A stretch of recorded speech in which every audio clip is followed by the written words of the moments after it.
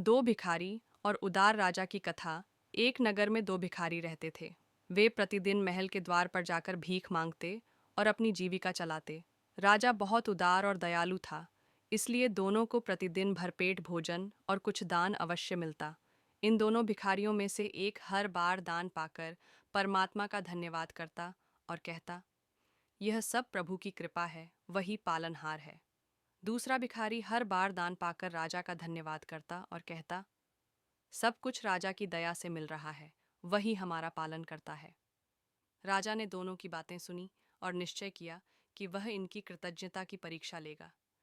छिपा हुआ सोना राजा ने एक सुनसान मार्ग पर सोने से भरी थैली छिपा दी और सोचा, देखते हैं कौन इसे पाता है। अगले दिन जो भिखारी ईश्वर पर विश्वास करता था, उसी मार्ग से गया और उसकी दृष्टि सोने की थैली पर पड़ी।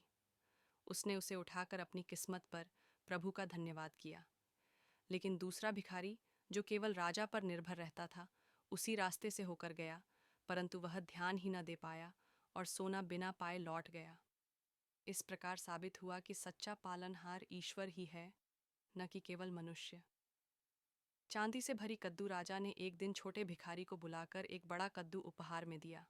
परंतु भिखारी ने सोचा, कद्दू से मुझे क्या मिलेगा, चलो इसे बेच देता हूँ। वह कद्दू लेकर बाजार गया और बहुत कम मूल्य पर सब्जी बेचने वाले को बेच दिया।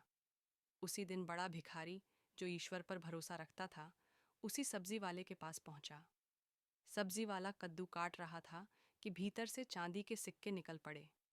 सब्जी वाला आश्चर्यचकित हुआ, किंतु ईश्वर में आस्था रखने वाला बड़ा भिखारी बहुत प्रसन्न हुआ और बोला, देखा, प्रभु कभी किसी को खाली हाथ नहीं लौटाते, यह उनकी ही कृपा है।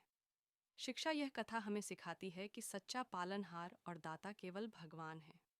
मनुष्य माध्यम बन सकते हैं, परंतु वास्तविक कृपा और व्यवस्था अदृश्य रूप से ऊपर वाला ही करता है। जो उस पर भरोसा रखता है, वही सच्चा सुख और लाभ पाता है।